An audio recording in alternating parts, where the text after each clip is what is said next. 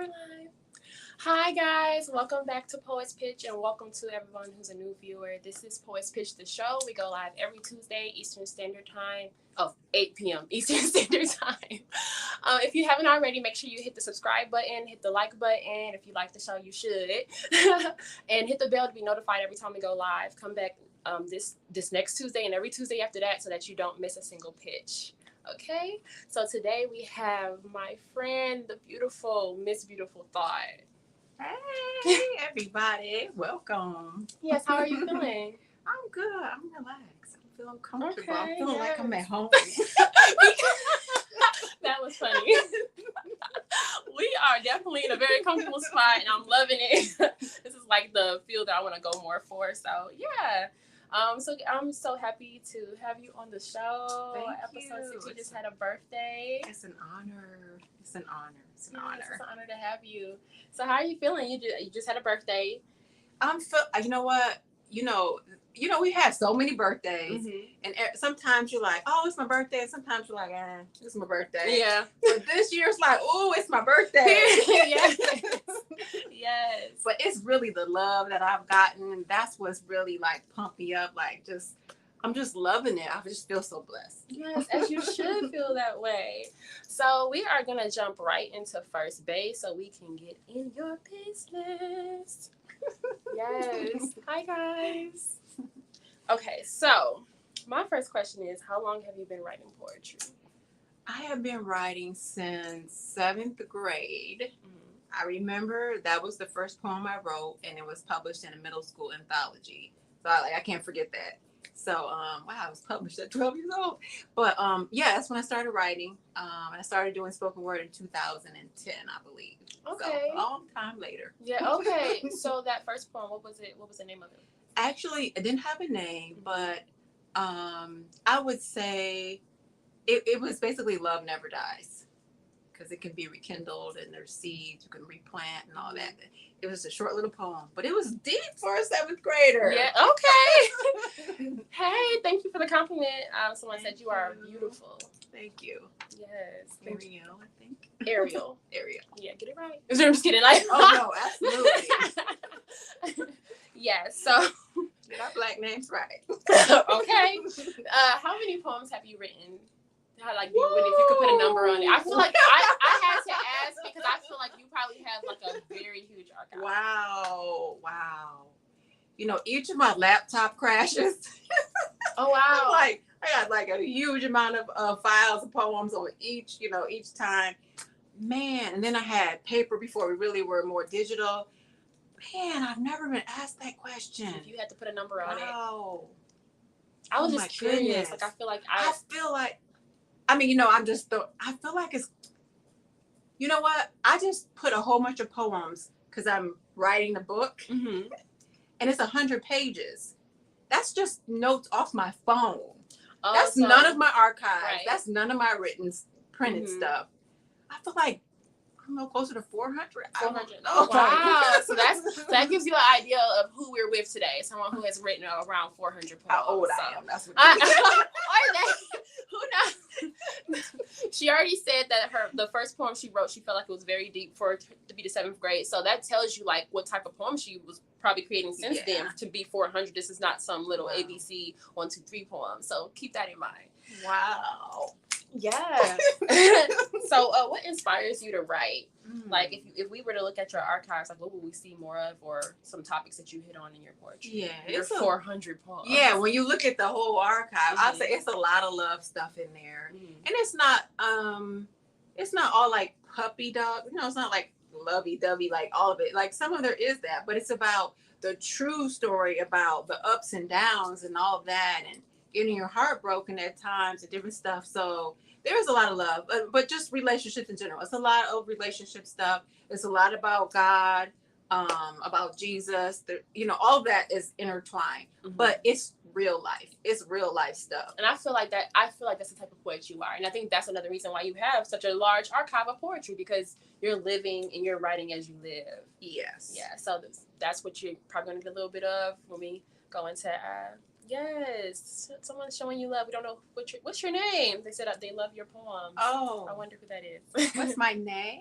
No, what's their name? Oh, okay. Like, it just says Facebook user. Thank you. I've never seen that before. What inspired your stage name, Miss Beautiful Thought? Oh, good question. So there was a time when there were notes on Facebook where you could actually write notes. Yeah, I used to write my poems on there. Yeah, I did that and they're all gone now. It's like you would think they would at least email them to you. Yeah, it's crazy, but so that's when like I was heavy in the poetry community, and I was doing a lot of notes, and then there was one, Omari Barksdale. He's an icon, like slam team captain. There's so much stuff, but he would say that's a beautiful thought, and then he just kept saying it, and then it's just stuck like. You know what? And then I was like, I'm gonna embrace that, and then after that, it's Natasha Beautiful Thought. So well, Omari Barksdale named me. Yeah. I love that story. See, I would have never known. I thought it would have just been like, I feel like I have beautiful thoughts. And like, I literally thought it was like that type of story, but I love that somebody would like hear you or speaking and be like, you know what, that's a beautiful thought. And then you just like, you know what, I'm going to go ahead and take that.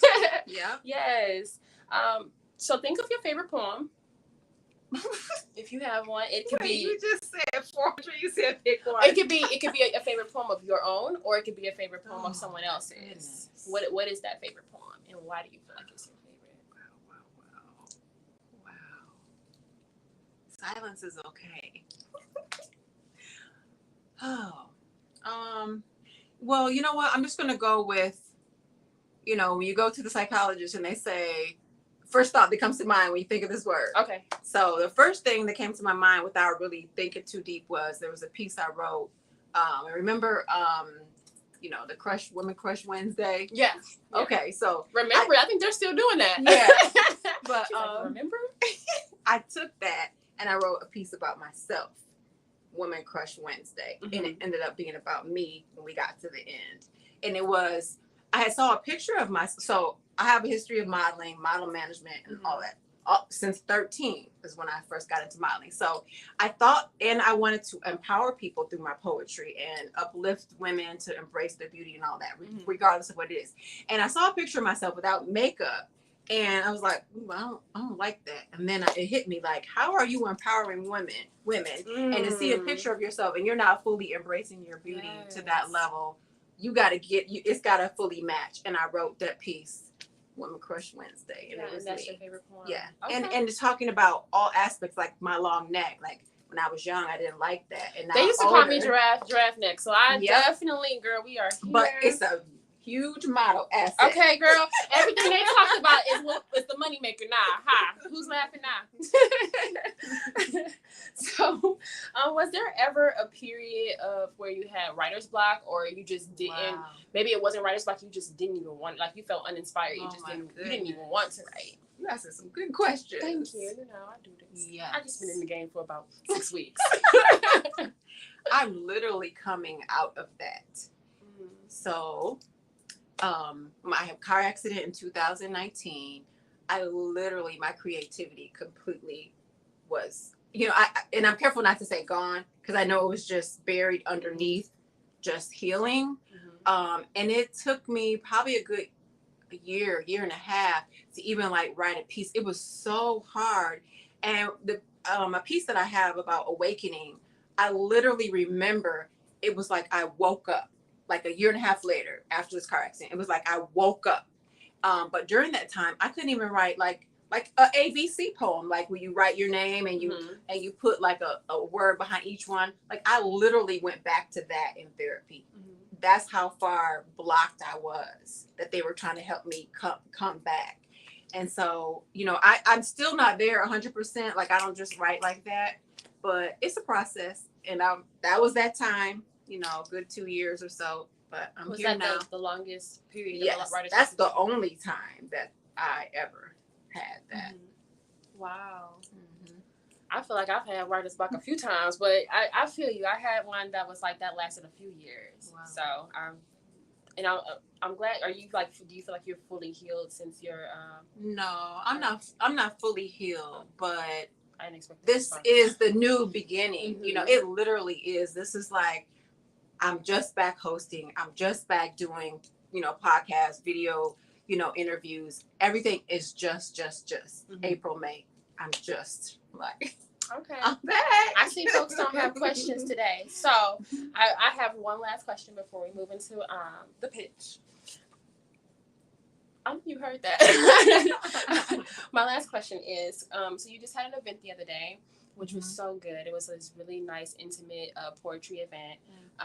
You're welcome. I feel like it was just a beautiful moment. I feel like I could get that you had been on this journey with your poetry, and I just wanted to ask you, like, what do you feel like where do you feel like you are now in your poetry journey, or what do you feel like is the purpose behind your writing today?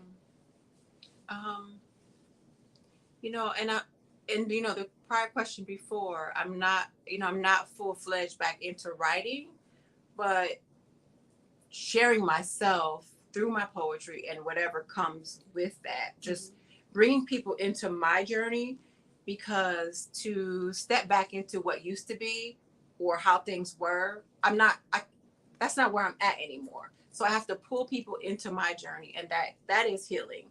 And throughout my healing journey, I've realized that people are walking around wounded.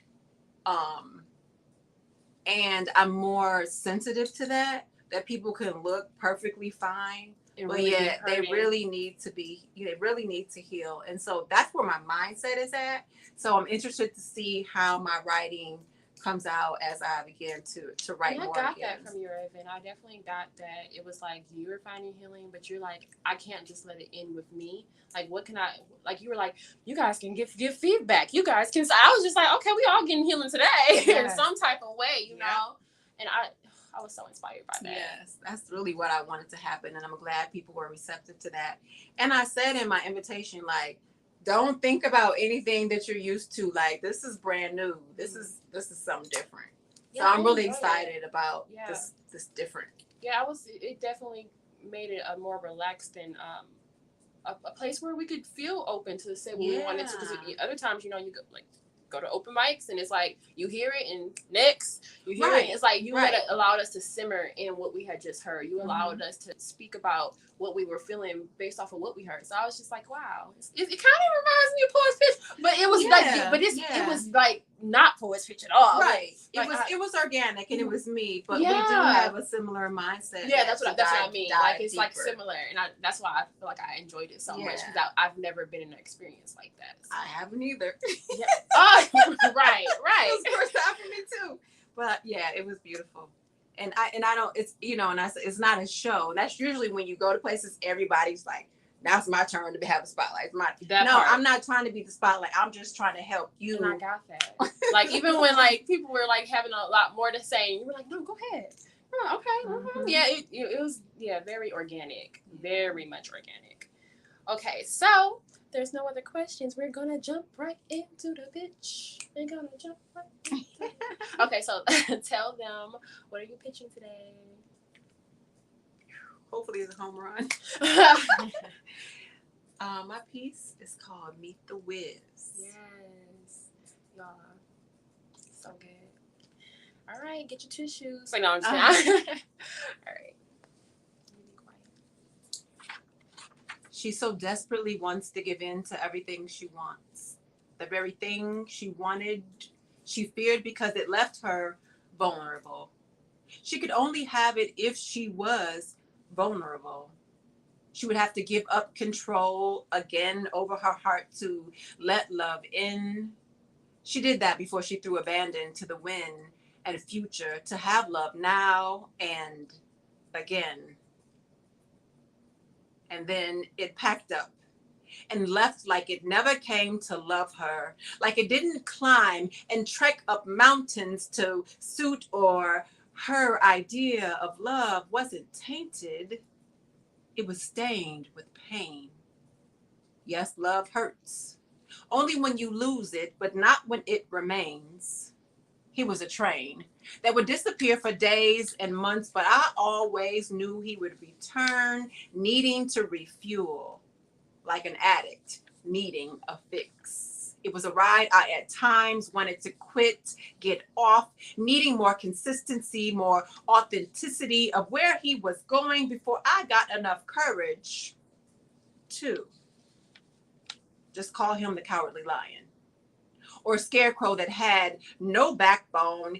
He was, as for me, my mouth kept making tickets that said the next stop, I'm getting off. But I never did until I was displaced. A heart without a place to call home. They say home is where you lay your head. I say where you leave your heart is. Because it feels like home and you never left. But he did. And I shouldn't be surprised, for he was always consistently inconsistent. I deserved more than just the salt that was left after my tears dried up. And I hope that I'll be enough for the next two promises to love me to the end. Until then, I'll follow these yellow bricks down the road, trying to avoid any more tricks. I hope I meet the wizard. He should have given me a brain a long time ago. Y'all, that's that piece. It hit different when you say, and when I'm hearing it. You know, I get to read them, but it hit different when you hear it. Okay, so we are gonna jump right into the dugout. So make sure you guys are posting your questions and showing love in the comments so that we can get over to them. But I have my own questions. Okay, so first of all, I really love this piece because I can tell that it came after an experience. Like some people, they write and it's just like, oh, I'm just gonna write about this topic because I just feel inspired by it. But I can feel like you literally had just wrote it after an experience, and the emotions seem raw. And I also, what I like too was that even though it seems like you were being vulnerable in your writing, it still left a lot of wonder. Like I feel like there's still like uncertainty on your end, and maybe like still some questions for us and yourself. And you were just trying to digest whatever the situation was. Absolutely. Yeah, but you were digesting it alone. Is what I got. Yeah. So I'm excited to dig into this poem and get the story. Yes. Okay, so I want to ask you how old this poem is. Okay. So I can get an idea of the timeline. I looked too. It's from December 29th, 2018. Oh, not that long ago. Yeah, long enough. Yeah, to be healed from that. That part. Okay, because that goes into one of my questions, but that's not okay. Yeah. Okay, so what exactly inspired this poem? Well, I was in a relationship. It was. So you were in a relationship. I was in a relationship. Okay. It was not my boyfriend. What, is it a situationship? No, it was a friend. It was a very close, and I'll say intimate, in the sense that we were very, very close. Okay. We were spiritually close. We were, and the spiritual connection is honestly the most intimate relationship that I've ever had. And sure. I never had a relationship that bonded because you were connected in spirit, So when he ghosted me, not a friend. Yeah. Not the like we doing friend ghost now? It's like 10 years. Friends for 10 years and he just disappeared. Oh, he must have found somebody new and she must have not she must have seen you in some pictures and like, I don't trust it. No, it wasn't that. Oh, you know. Well, I know. See, you know what? And that actually is my hesitancy in when I'm writing the piece and I'm talking about, I should have known better. Like he should have. 10 years of a friendship. Where was your brain? Yeah. So so I think about women who are in relationships and the man has not committed to them. Like, but we hang out all the time. But we go out, we hang out. He like pays the friendship for this. Is enough. But did he tell you? But what did he tell you? Did he tell you? Let me tell you. Did he tell y'all? Let me tell you something. It's so funny you're saying. I literally, prior to this episode, I literally was just watching this guy's YouTube where he said the same thing. He was like, you can't just be making assumptions just off of like the energy or how everything is going. You need them to say it. Yes. Wow. Now we shouldn't make assumptions, and the other person does need to be held accountable because you shouldn't. Because you shouldn't do people like that. That's mixed signals. And you shouldn't do people like that. However, we as women, to protect our heart and our spirit, we need to get we need to have things clear instead of just assuming, or not even so much assuming. We often know. And that was also, I think there's a tone in it. Like, I kind of knew, like, you weren't going to fully commit to me. Mm-hmm. We can do this together. We can, all this stuff. You can Right. call me middle of the night. You could, whatever. We'll get into that. I have. Okay. Yeah, okay. So I didn't answer the question. No, I had to stop you. Did I answer the question? Because me and her, we can talk. Let me just say that. We are okay. Look, stay focused. Okay, we're gonna get there because we're gonna actually dive into those lines, and I know that's gonna come up. So, what made you add the Wizard of Oz references? Like, what was if you can possibly recall, what was the first line that came to mind that was like, okay, this is helping me figure out these feelings? Or yeah, well, it was two pieces. One, being creative as a poet, but well, three. There's that. But it was because it was a journey. When you're in a relationship with somebody that long, that is a long journey. And so the yellow brick road, but on the yellow brick road, it wasn't until the end that they got the brain and the heart and all this stuff. And it's like, but I really had the common sense before I went down that yellow brick road, and I should have used the brain. So it's really am I moving too fast? No, but it's kind of sarcastic. But that's I hope he'll give me a brain. Well, you already but at the end, you know what? The reason why I selected, because everybody submits more than one poem, and the reason why I chose this poem over the other is because I literally had just watched The Wizard of Oz a few weeks ago. I felt the word I was writing in my head, and a reference came up, and I was like, I've never seen this movie. I had never seen it. So I'm like, how am I writing on something I don't even really fully understand? So I went and watched it, and that's why I can't. So what you just said hit me different than what it would have had I not watched the movie, because didn't he send them away like, no, you pretty much got on. What am I going to give you? You just, at this point, you just need a certificate that proves that you do have what you already had. So for you to say, I always actually had the brain, I just wasn't using it, right? Or maybe and that was the case in the movie. So that's really deep. Yeah, I think because when I said, like, we often know as women, we have intuition, but we don't we take what we're given because it's more than what we had. And I was receiving benefits out of the relationship, but in the long run, I didn't really think that it was going to be, what I wanted it to truly be, or what it seemed like it could be. Sometimes those benefits, they trick you. You really want the full thing. Benefits are not going to matter if you're not getting the full thing that you want, like that. Wait, and let me clarify. It wasn't no friends with benefits. Oh no, I'm thinking audience. of like okay. It wasn't friends with benefits. There were benefits, but it wasn't. I was thinking like going out to eat, having company, having good conversation. Those are all benefits, but being a single woman with a child, yes, it was definitely benefits. Not having a man in the house, so yeah. Because sometimes, and you know what, I was thinking about too after listening to that video I said I watched earlier today. I was like, sometimes we get caught up in, and I'm not saying this is your case, but I'm like looking back at past experiences, and I'm like, dang, was I in it for, like, I don't want to say attention, but maybe like attention or just the company, like, yes. And not really realizing that I'm kind of like settling. Well, not even kind of, I'm settling. Like, I'm not getting, it doesn't hit you until later. Right. Because they it's not even saying like somebody that will treat you, like somebody that's treating you nice and everything, but they're not giving themselves fully to you and to a relationship and giving you a commitment to a future. That's the, like, so what are we doing? Right. Why are we doing this? Why are we doing certain activities if you're not trying to be with me like that? So we're just like going along because it feels good. You're having fun or whatever, it's fulfilling a need. Okay, so I do have more questions. Do y'all got questions? Where are y'all at today? Cassidy, I know you got a question. It's okay. I have two more questions, but I'm wondering if I should save them for later. No, I'm gonna ask it now. Why was it important for you to write this poem? I feel like as women, we go through things sometimes, and we just brush it off, or like, oh, I'm just be over it. Like, why did you feel like you needed to write this poem?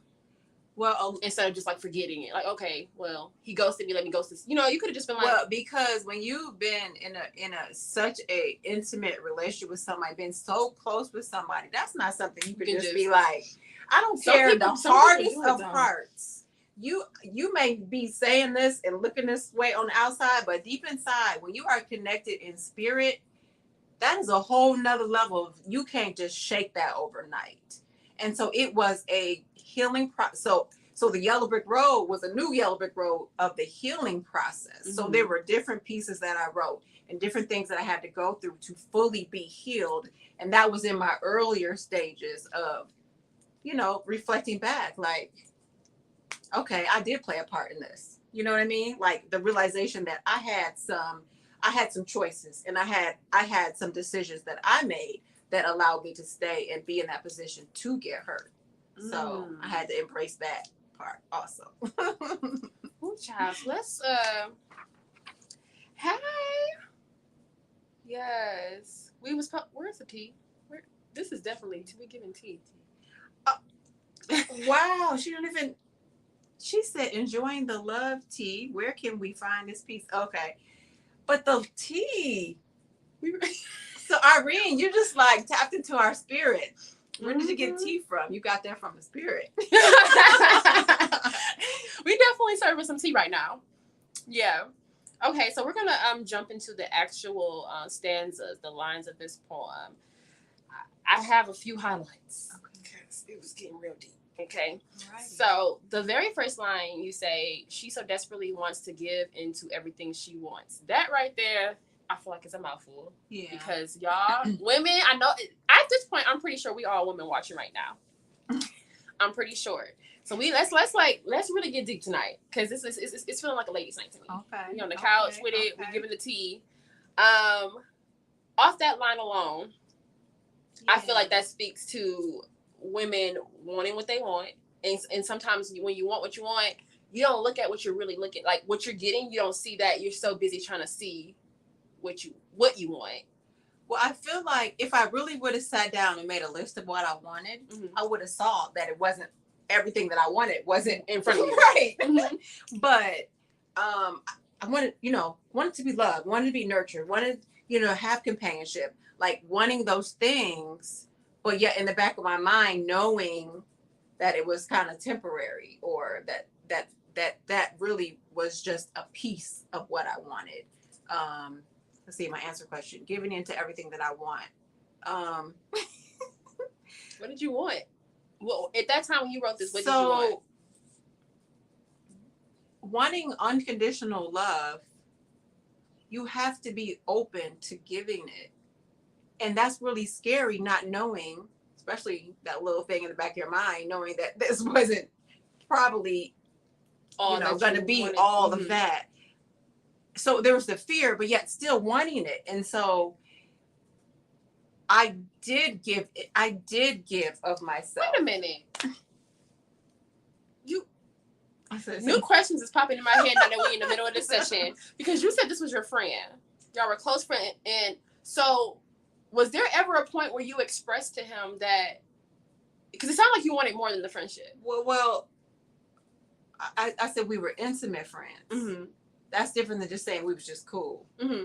So, and when I hear intimate, I think like deep connection and exactly. Friendship. Yeah, that's what I'm saying. And with that deepness, did you ever express to him, or was it ever a topic? Like, we after that many years, we've had conversations.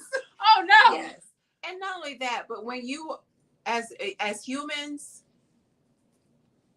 no, you should speak. You shouldn't go on assumptions, but you also can't hide after years and years. You can't hide from each other, and so there's things that aren't said that are also kind of obvious. Yeah, understood. Or if you can say one thing, but your actions are showing differently. Do you feel like that was scary for him? That because the intimacy was so strong, like maybe like something was maybe scaring him, or he wasn't ready, or some way. But he felt like you could see right through him. I absolutely could. Okay. And because I remember I told you it was a spiritual connection, so I absolutely could see through. And that's why in the back of my mind, I knew, but you know, and this was a divine connection. This was a God connection. Sometimes they expire. You said it. You said it. You said it. You said I'm learning that. You said it. I could pray for something and it come just as how I prayed for it, but it don't mean it's gonna stick around for the long haul. So those God connections do expire. They're time sensitive. That's it. Yeah, but it was heavy during that time, and so I don't know that I answered your question, but well actually, that's two things. One, did you answer the young Irene's question? Where can she find this piece? It's not published, but I am working on the book.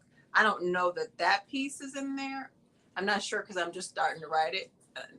But there's 100 pages of poems, so it very well may be in there. Okay.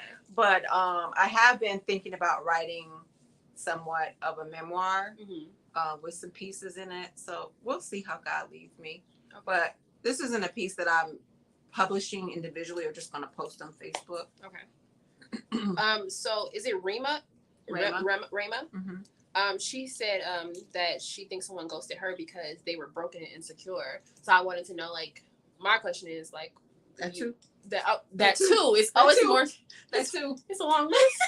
It's a long list. Because when you asked me, that's what you asked me was, did it cause that person to be fearful? Mm-hmm. And I absolutely think so. That would be one. I loved unconditionally, like I've never loved before. Mm-hmm. And that openness and that, and that transparent and that all of it, that can be a lot.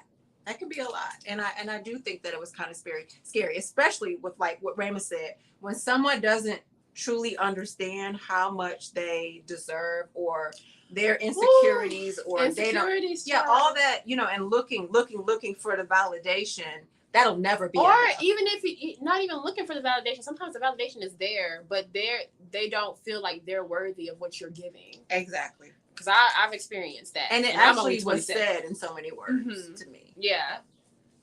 Oh, where I'm at. I feel like I'm at home right now. I literally just had a conversation with someone. I could tell what you're saying. I feel like how you were you love hard and you're doing all of this, and there was a intimacy there. Yeah. And I feel like I had that with someone as well. But years later, we're talking, and they're like, "Yeah, I just feel like we're just so different, and this I'll come back around when I'm ready." So you basically gonna sit here, not even so much that, but just you telling me how you don't feel worthy of what I was giving, or you don't. In so many words, he didn't even feel like he knew how to handle what I was offering, even though everything could be good, right. And you were appreciative of it all, the friendship and me being there, the conversations. But if you feel like you don't have anything to offer me, that hurts a man. It makes them act different, You know what? That's a good point. Yeah. Men are prideful too. Sometimes it's not even so much pride, but there is a little bit of that. But But that's like a vicious cycle or circle. So, I had to get off that little ride, child. As you put it, I had to get off that train, honey, because I ain't printing out no more tickets. Okay. So. Right, get off. Come on now. No, because I can't go in no circles. The train is going in a circle. I need to go to a new destination. I'm trying to make it to Irenes, Dubai, Paris, London, but I can't keep going in this circle. We ain't going nowhere. You gotta let me off, or I'm gonna jump off. So the next line the line that had me say this is going on Poet's Pitch was where you said she feared because it left her vulnerable. She could only have it if she was vulnerable. Honey, child, I learned this past year that I do not. I won't say I do not. I'm gonna say I did not know how to be vulnerable. So that line there hit home with me. And then and if we go a little deeper in the line, you say she would have to give up control again. It was the again was ringing.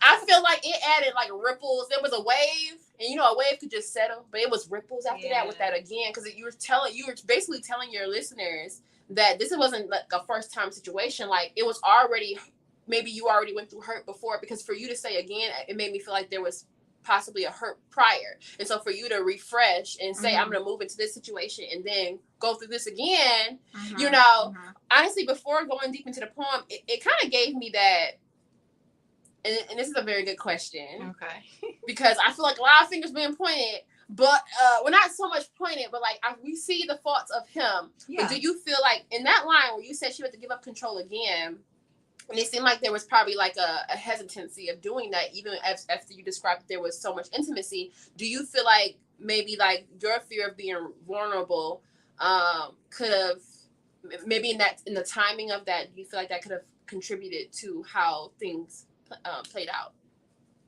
I don't think so, because God really used our relationship to teach me how to love unconditionally. And it was in my private moments with God working, our talks, and the Holy Spirit, showing me things. And so I was willing. I didn't resist. I was willing, but it was hard. That's the thing. It was hard to like, okay, be humble. Okay. Just show love anyway. Give grace. Like it was me constantly giving in those ways. And he just worked on me privately. So this question just popped in my head. Do you feel like at any point like maybe you were do you feel like there was a point where you were maybe doing a disservice to yourself? Yes. Yeah, because I knew, and I even gave ultimatums like, okay, what's it going to be? Mm-hmm. Okay, I'm not going to keep having this close of a relationship, and like I can't live like this forever. Mm-hmm. So yeah, I did that too many times. Mm-hmm. I even fasted for a whole month away. Oh, child. and I fasted from the person. Oh, that too. Yeah, I fasted from the person. Now that's a question right there for you guys. Have you guys ever fasted for a relationship in any capacity? I've done that. I fasted for someone else, like in my care for them. Like didn't even really have much to do with me. It was just my love for them, and I fasted on their behalf. Yeah. So if y'all could answer that, that's love. Yeah, for sure. For sure. I feel like this stanza right here is it's written in singleness, but you definitely get the strong women. Mm-hmm. But also I feel like being strong means being vulnerable. Yeah, and I think I posted it on Poet's Pitch Instagram as well. Like that vulnerability, being willing. Yeah. Not even about able, because I feel like we're all able. Yeah. But just being willing is so much strength in that. It's hard. Mm-hmm. Yeah. Especially when you're not new to love. I feel like when you are younger and I think I heard this on something soon or recently, when you're new to love and you're young, it's like when you're young, it's like, let's do it, let's get out there, let's do it. And it's like whatever. But when you're older and you've been through a couple things, it's like, child, it's like, is this a red flag? Are you going to be triggered? There's triggers now. You don't have triggers when you're young. Like, you're trying to get the trigger. Not even trying. You're going to get them. But you already got them now. It just makes the situation so much more complex. And so the willingness to try again is always going to be a beautiful and powerful thing for anyone, not just women. Yeah.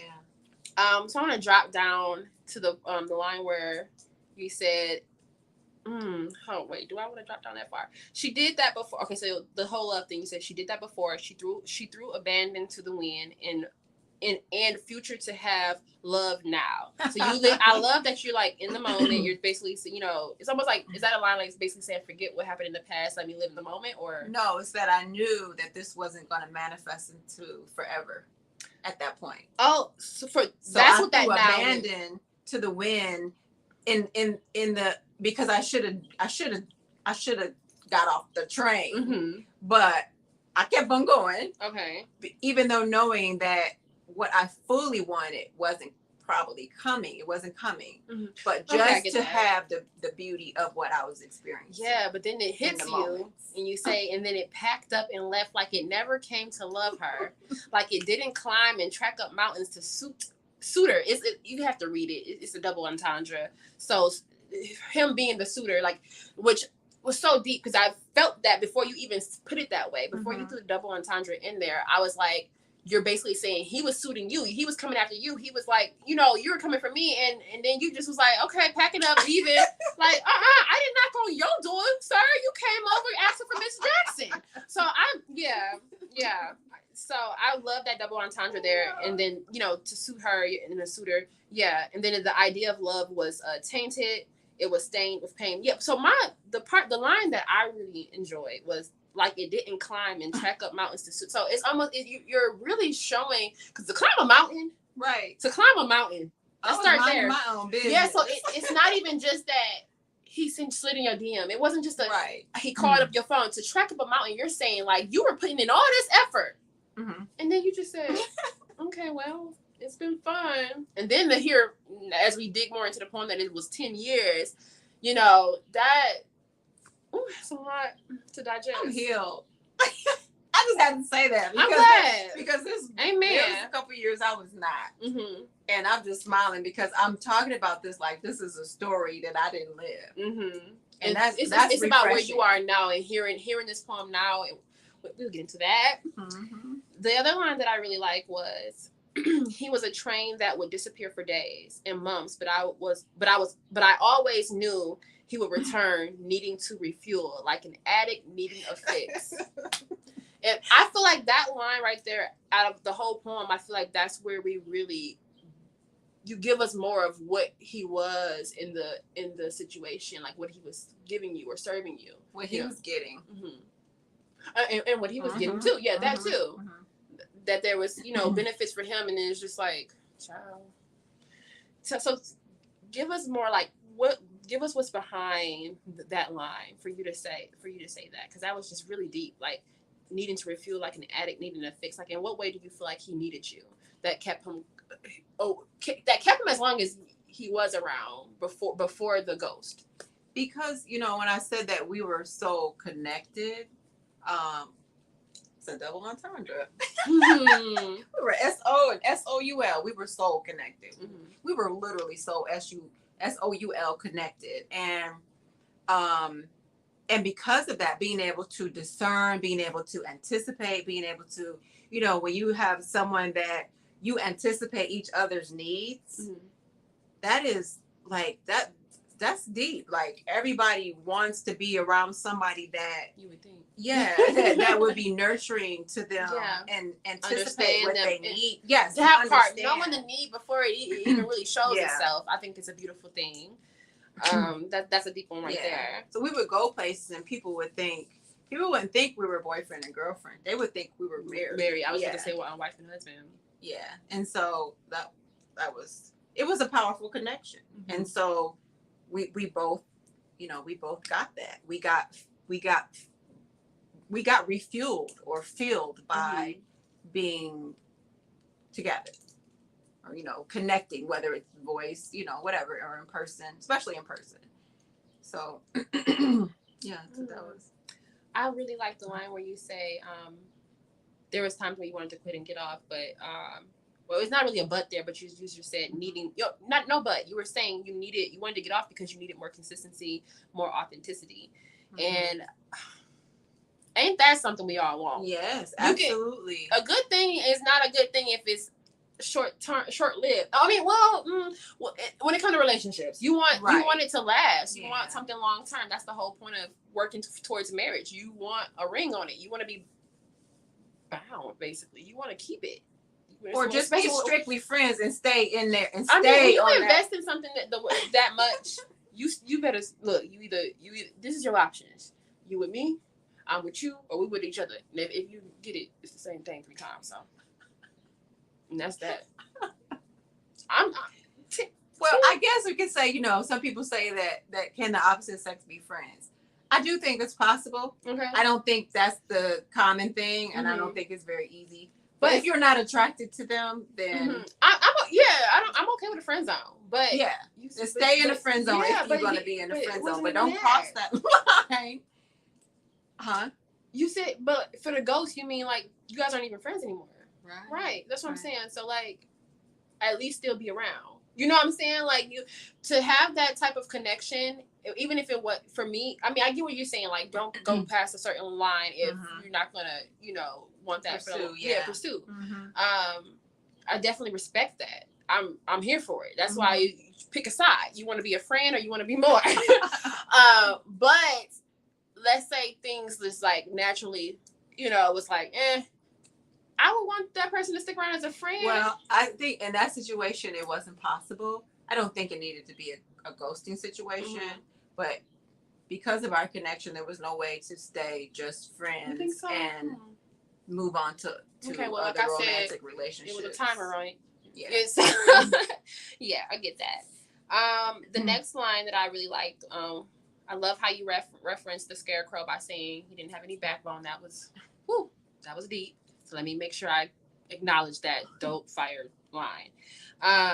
But the line that really got me, you said he was you said, as for me, my mouth kept making tickets that said the next stop is I'm getting off.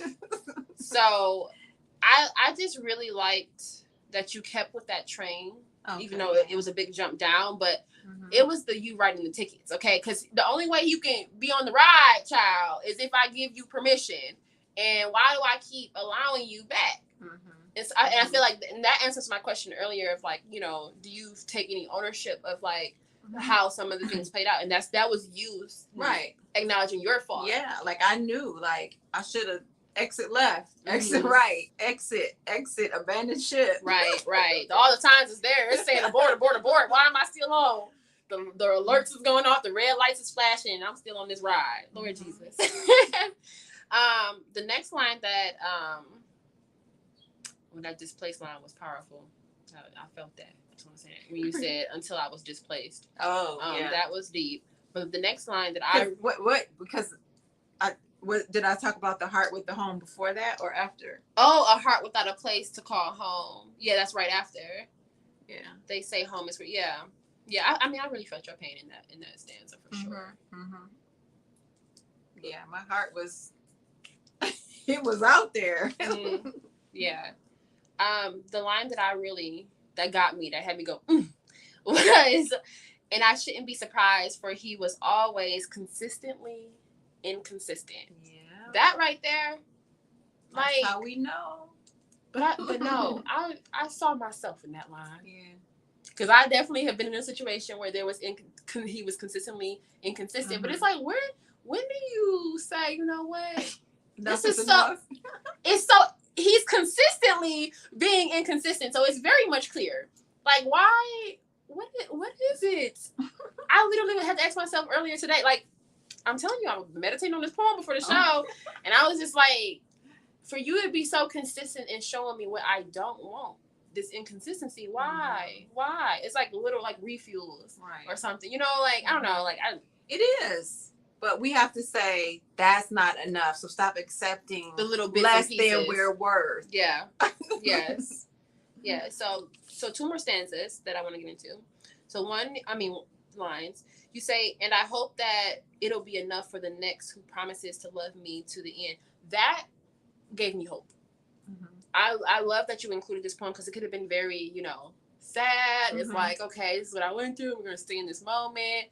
But for you to say, and I hope it'll be enough for the next who promises to love me, it's like you're already kind of, you can hear that you're moving in the direction of healing. You might not fully be healed in the writing, but you know that that's the direction you're going, and you're not going to simmer and stay here for too long. Yeah, and that's what I really liked about that.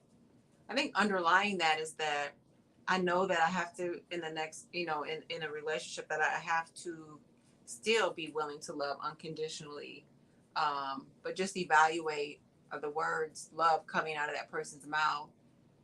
What are the actions fully showing? Are they fully matching up? And then it's my responsibility to decide, is that enough? Is that what love is to me? Right.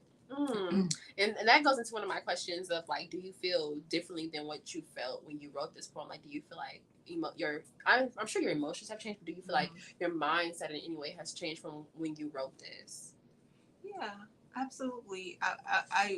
I wouldn't just settle for just enough. Like I wouldn't settle. And I think I'm very, I know very early whether I would even want to have a conversation with someone. I feel like there's a feeling like anybody could just be trying to talk to me, and I'm just like, there's a feeling that I get, and I'm just like, I don't want to like write anyone off, but it's like I know what a feeling feels like. I'm only 27, but I feel like I'm down the road enough to know. Good. Yeah, that's I'm good. Not gonna.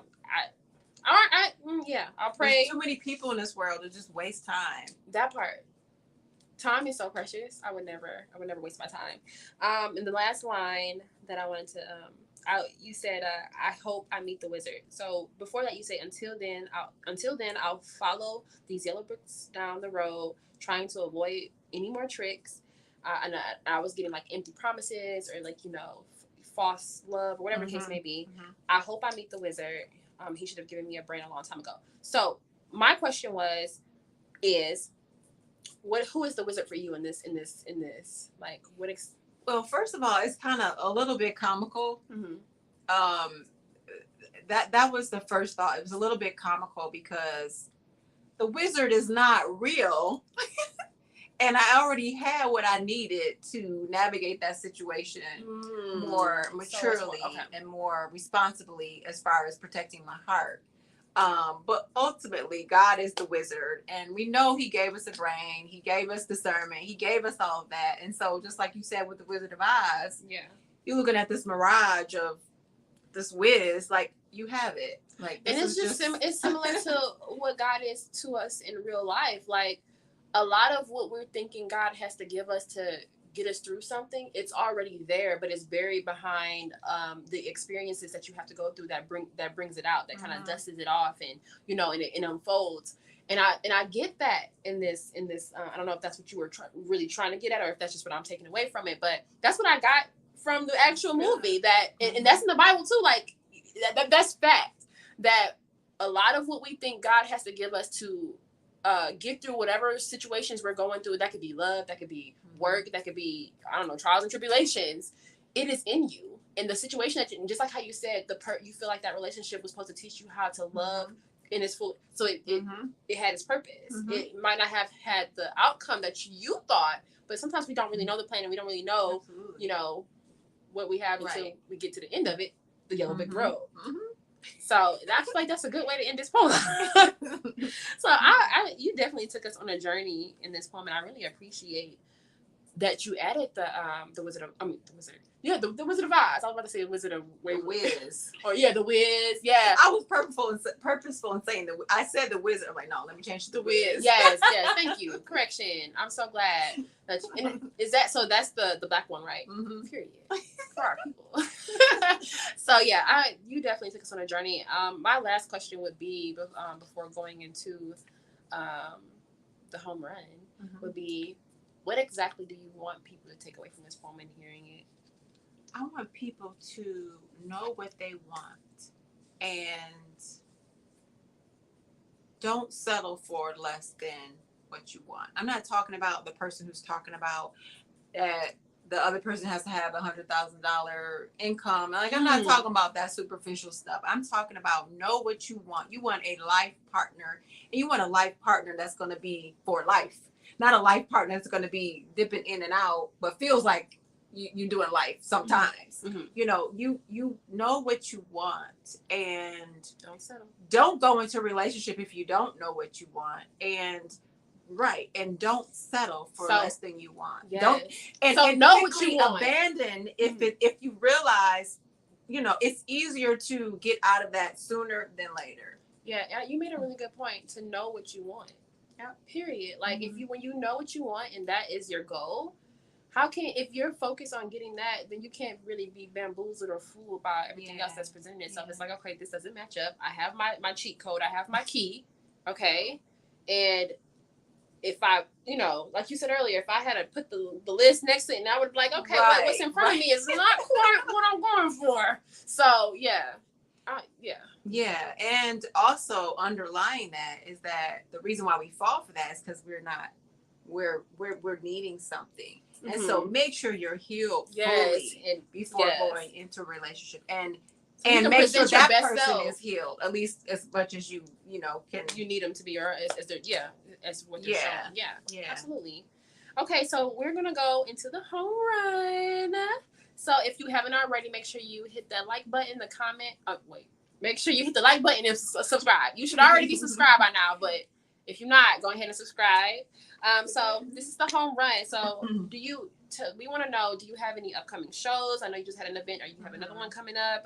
Is there like any performances? Maybe you said book. Is there a period of when we should be expecting the book? Do you have any businesses we can support? Period between now and later.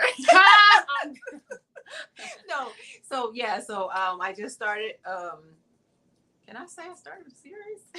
Yeah. So I have 2 more dates scheduled already. That's on the calendar, paid for, and that's we'll just say the next one. The next one is July. So the first Saturday in July. So I have an event called Poetry, and that's spelled with TREA because I'm highlighting TEA. So we have tea at the event, and it's not just poetry, but it's really sharing about wellness and healing, and just inviting people into a space that they can heal and feel comfortable and free, and not just go to a show, but enjoy some poetry and enjoy company and socialization and all that. But you're gonna leave with a healing mindset. Yeah. And that's really what I'm trying to create. Yeah. Is that. And we appreciate that. Yeah. And it's not like any of my old events, so scratch out of your mind what you know from before. It's nothing like that. And it's a very limited attendance. So once I post it, it's like, and this 20, this 25, is in, like 25 Detroit spots. area. It's in Southfield. And then if they wanted to be a part of the event, they can look on your website. Well, I'm gonna put it on my website. It's not on there yet, but it will be. Okay. But under Eventbrite, I've been on Eventbrite for years, so you can look me up on Eventbrite. But by typing in what? You can look up. You can actually look up poetry with the TREA .eventbrite. Poetry.eventbrite. POET. Wait, what did I just say? I'm tired. Child, her website is going to be in the caption. So yeah. So thank you. And I'll be sending out. Some email blasts. You can always just send me your email on my website, and I can make sure I include you. That too. Okay. And did you want them to follow you on Instagram? Yeah, you can follow me on Instagram, Ms.Beautiful Anee, ANEE. Ms.Beautiful Anee, ANEE. Yeah. But you can get that from my website too. Okay. My social media page. And that'll be in the caption. So thank you guys so much for tuning in. We really appreciate you being a part of our show, submitting your comments, submitting your questions. And like I said, make sure you hit the like, comment, and subscribe. And remember, I do have a podcast. It's more straight to the point, more refined. You can follow it and subscribe on Apple, Google, and Spotify. So, thank you guys again so much for tuning in. We love you. See you next Tuesday.